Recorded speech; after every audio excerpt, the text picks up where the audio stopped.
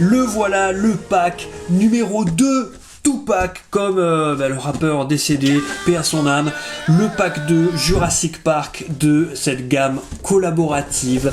Ouais, vous avez vu le logo ici, pour les 30 ans de la licence Jurassic Park, avec ce pack 2, avec le Dilophosaur, hein, c'est le Dilophosaur. Ce dinosaure qui crache de l'acide, et l'Autobot JP12, c'est la fameuse Jeep Wrangler Sahara qu'il y a dans le premier film. Et je vous avais déjà fait la review du pack 1 ici, le Tyrannocon avec la Jeep 93. Donc voilà, je vous refais pas la transformation ni rien, mais très sympa également, un peu plus dur à transformer au niveau du Tyrannosaure. Par contre, le véhicule super simple, super efficace, très joli petit set.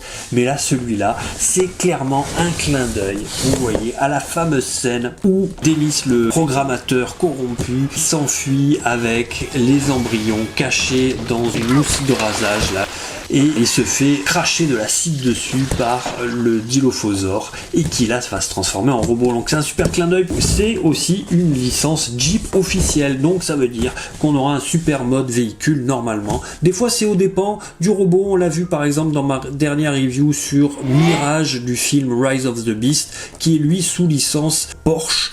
Et du coup, eh bien, bon, c'est vrai que le mode Porsche est superbe, le mode robot essaie de rattraper un peu. Et là, on va voir ce que ça donne. Mais en tout cas, sur le papier, moi, j'aime beaucoup l'esthétisme de ce robot. Et franchement, je trouve canon le Dilophosaur. Il est superbe avec les petites ailerettes là qui bougent. C'est superbe. Allez, open the box. Voilà ce qu'on trouve à l'intérieur de la boîte. La notice. Une petite caisse en carton avec à l'intérieur des accessoires, notre Jeep 12 ici Wrangler Sahara et notre Dilophosaur. On nous dit qu'ici on a à peu près, donc pour le dinosaure, on a 20 étapes de transformation. C'est plutôt correct. Et pour la Jeep, on en a un petit peu plus, il me semble, voilà, 23 étapes de transformation. Franchement, moi je les ai déjà transformés, hein, et je l'ai fait sans la notice. J'ai pas eu de point de blocage, si je me souviens bien. Il y a juste effectivement pour un accessoire où je trouve dommage qu'il puisse pas aller avec, parce que moi j'adore quand tous les accessoires vont dedans, et c'est plutôt réussi à chaque fois. Vous voyez là par exemple ici on a un fusil pompe qui venait avec, qui était collé. Et là vous allez voir que c'est presque réussi, il y a juste un petit access malheureusement, et encore j'ai réussi à le mettre dedans. Dans cette boîte qui est là, East Dock, donc petite boîte en carton, et à l'intérieur, hop, nous avons un petit papier avec le logo des Autobots qu'on ouvre, et dedans nous avons un pistolet, une sorte de pistolet laser, blaster. Nous avons la fameuse mousse à rager avec le logo Autobot dans lequel vient se cacher nos embryons. Là on a le jet d'acide du dino. Et là on a un petit casse de chantier Jurassic Park. Alors ces accès, on les met où? Mais d'abord la première chose, ce qui est très sympa, c'est que le flingue, finalement, il ressemble à un treuil, vous voyez, avec les fils devant. Donc on vient le mettre ici. Tac, et ni vu ni connu, ça fait le treuil. Rappelez-vous ce treuil qui sert finalement à Denis à essayer de sortir son véhicule du bourbier dans lequel il s'est mis, et finalement il n'y arrivera pas. Et le petit jet d'acide, on vient ouvrir la gueule du dino, on lui met dedans. Tac, et on ferme.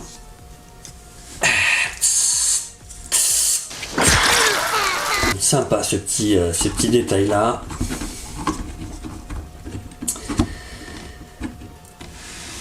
Et ce que j'aime bien, c'est que eh bien ça on peut l'avoir tout le temps puisqu'il vient se mettre. On dit bonjour monsieur et salut, qui ressemble un peu à Denis, hein.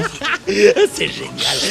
Donc ça, hop, il vient pile se mettre là. Et ce qui est dommage, c'est le casque. Le casque, on peut pas lui mettre, il y aurait l'espace de lui mettre sur la tête, mais malheureusement pour refermer le coffre, j'ai essayé, ça passe pas. Mais par contre, vous voyez, vous avez ici là cette petite languette, et moi j'arrive tant bien que mal à le faire tenir ici. Et ça marche pas toujours, vous voyez, il y a la place. Par contre, c'est pas écrit sur la notice, donc est-ce que c'est fait exprès et qu'ils ont oublié de le dire? En tout cas, moi ça passe, vous voyez, ça tient, et ça c'est plutôt une bonne nouvelle. Donc finalement, je suis satisfait pour ça parce que j'ai trouvé une solution. Et on dirait que c'est presque fait exprès, franchement, cette languette qui est là, à mon avis, elle sert à tenir le casque. Mais allez savoir pourquoi, eh bien, c'est pas expliqué dans la notice. Pourtant, ils mettent bien où ranger, vous voyez, là par exemple, on voit qu'on peut ranger dessous, ici, là. Et ensuite, quand on reparle du casque, ben, il est juste là, et on voit pas, il nous explique pas qu'on peut le mettre dans la bagnole. Voilà. Bon, écoutez, si cette vidéo peut servir au moins à ça, ça sera déjà une bonne chose. Je veux dire, comment peut-on sentir qu'on est à l'aube d'une découverte et ne pas agir? On va commencer par le Dilophosaure, qui est bien sympa. Alors, la seule difficulté, mais c'est juste une histoire d'équilibre, il faut trouver le bon équilibre pour qu'il tienne. Mais, vous voyez, bon, ça se fait très vite au final, mais il faut vraiment trouver la bonne balance entre le poids de l'avant et le poids de l'arrière.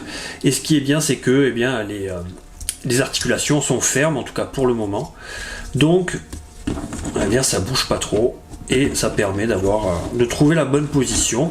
Au niveau des articulations, il n'y a pas grand chose, il y a juste, vous voyez la queue, elle peut pas bouger par là, on verra plus tard à quoi elle sert, mais elle peut juste faire ça. Là, on a donc ces deux parties qui sont amovibles. On peut ouvrir la gueule, monter, descendre, et puis là, il a ces petites papates, le pauvre, qui lui servent pas à grand chose. Mais on peut au moins, vous voyez, les bouger un peu, les détails est sympa, les muscles. Et puis là, les jambes, par contre, vous voyez, il peut se tenir complètement debout. On a ici ces espèces de talonnettes qui servent à bien, même si elles sont pas réalistes, on est d'accord, mais au moins elles servent à assurer une bonne stabilité à tout moment. Au niveau de la peinture, vous voyez, on a cette couleur un peu terre de sienne, on va dire, un peu marron rouge. Ici les motifs verts. Là on retrouve les mêmes couleurs, donc il n'y a pas vraiment de travail d'ombrage, mais c'est plutôt pas mal. Le sculpt est cool, les petites couleurs vont bien, ça lui donne une certaine classe. J'aime bien ces trois couleurs ensemble, je trouve que ça se marie bien. Après effectivement ici, bon, on voit très clairement que ce sont les deux bras, mais après selon comment on le met, ça se voit pas finalement. Si on le met comme ça, on s'en rend pas compte. Donc lui, voilà, une très bonne note parce qu'il a de la gueule, et vous allez voir qu'en mode robot, eh bien, il n'a pas à rougir non plus.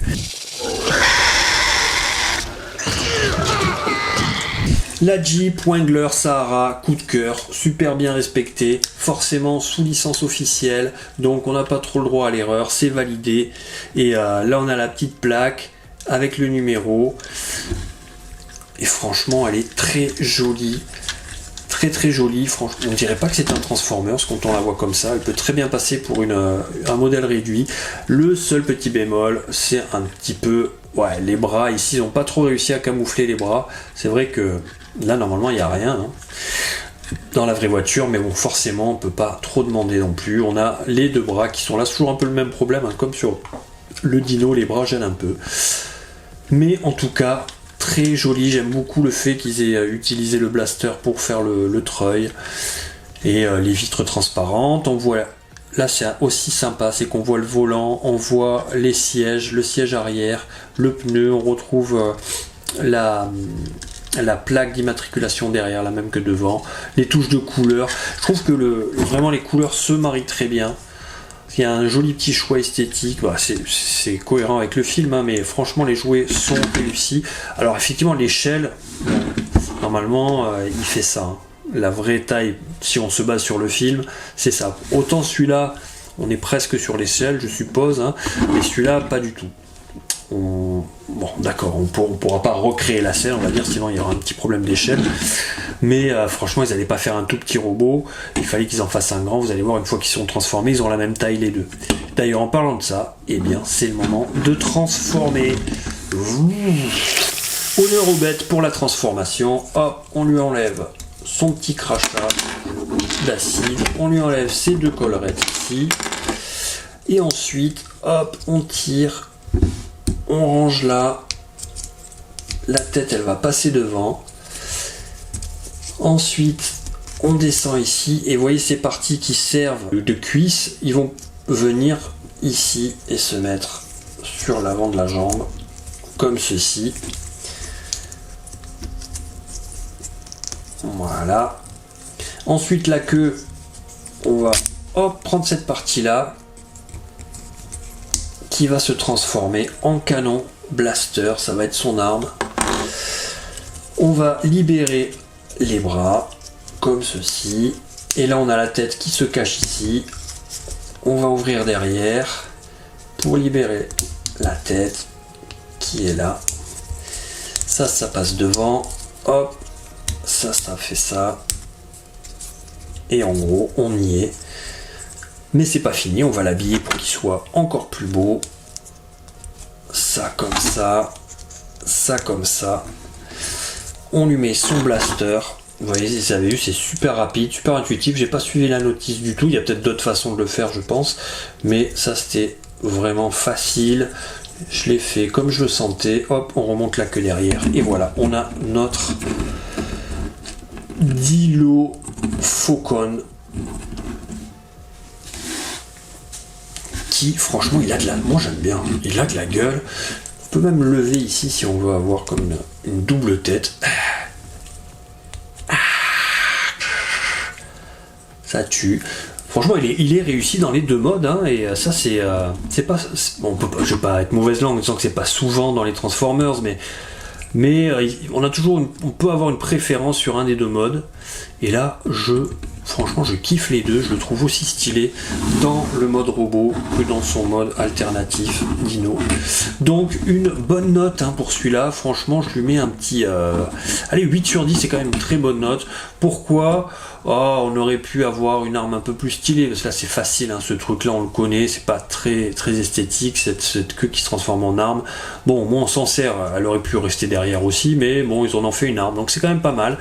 Après, on connaît, hein, ce genre de transformation, on la retrouve sur beaucoup d'autres Transformers,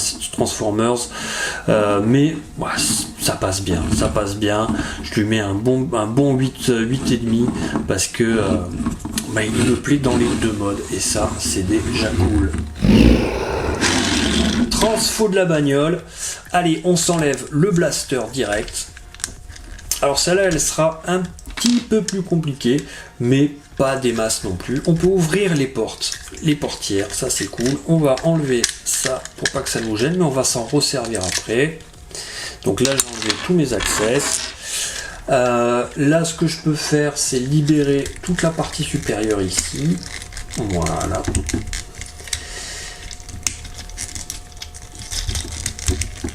Je peux déjà m'occuper des jambes. Et vous allez voir que cette partie-là, je ne sais pas à quoi elle sert, mais elle se détache tout le temps. C'est un petit peu chiant. Je ne sais pas pourquoi ils l'ont mise. En fait, elle est là. Alors, elle fait un peu plus jolie quand il est en robot. Mais franchement, elle n'arrête pas de bouger et de se détacher. Je sais pas si ceux qui l'ont, ils ont le même problème. Je vais la mettre là, je la remettrai après, mais c'est vrai que à chaque fois, elle m'embête. Ok, donc là, on va ici, cette partie-là, on la replie dessous. Tac, elle nous gêne plus. Là, ici, on peut ouvrir les jambes. Hop, hop, et ça permet de libérer toute la papate. Tac et tac, voilà. Ensuite, on a juste à fermer. Et on vient passer les pieds devant. Ça c'est over simple. Tac, tac, voilà. Là on a nos jambes. Ensuite, on va... Hop, pas du tout. On va juste libérer les bras, les faire descendre un peu pour nous aider. Ah oui, je vais m'occuper des pneus d'abord. Tac, je monte les pneus ici et je les lève. Comme ça, ils ne me gêneront pas pour faire passer finalement le tout. Vous voyez, ça s'ouvre là.